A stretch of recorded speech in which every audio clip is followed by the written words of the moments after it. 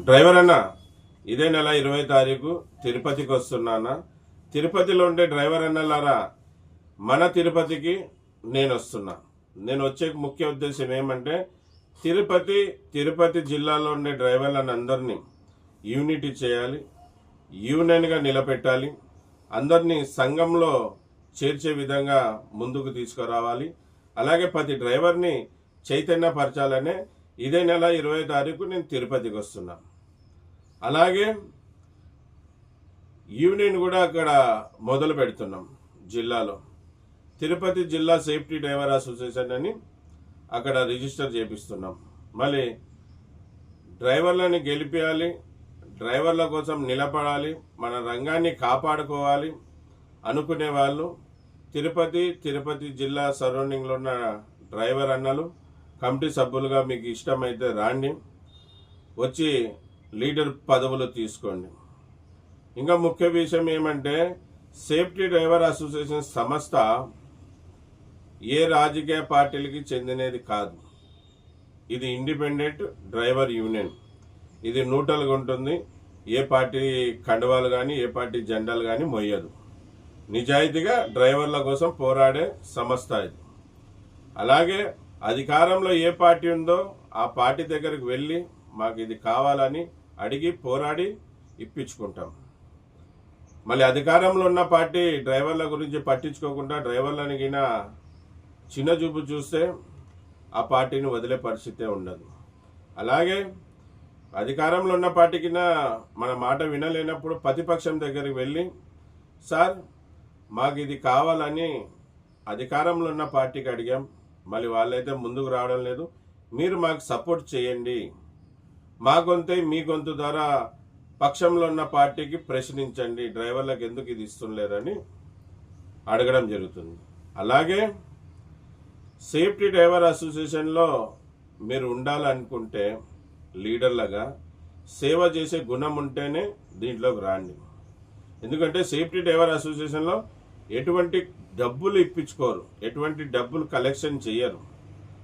Safety driver association committee సభ్యులు కానీ safety driver association వ్యవస్థాపకులు కానీ సేవ చేసే ముందుకు వచ్చారు.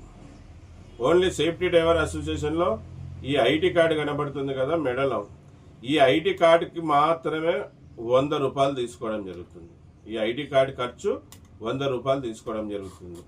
నెలకి ఇంతేంటి, వారానికి ఇంతేంటి, 6 నెలలకి ఇంతేంటి, సంవత్సరానికి ఇంతేంటి అనేది ఈ సంస్థలో లేదు. నిజాయితీగా డ్రైవర్ల కోసం పోరాడేకి సేవ చేయడానికి మాత్రమే ఈ సమస్య వచ్చింది. మీరు కూడా పోరాడే ఉద్దేశం ఉంటే, సేవ చేసే ఉద్దేశం ఉంటేనే సేఫ్టీ డ్రైవర్ అసోసియేషన్లో రాండి.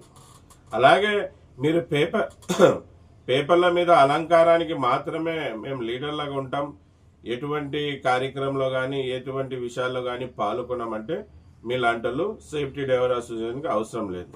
డ్రైవర్కి అర్ధరాత్రి సమస్య వచ్చినా ఆ డ్రైవర్ వైపు నిలబడి మాట్లాడగలిగిన వాళ్ళు కావాలి, ఆ డ్రైవర్ వైపు నిలబడి పోరాడగలిగిన వాళ్ళే కావాలి. అటువంటి వాళ్ళు ఉంటేనే రాండి.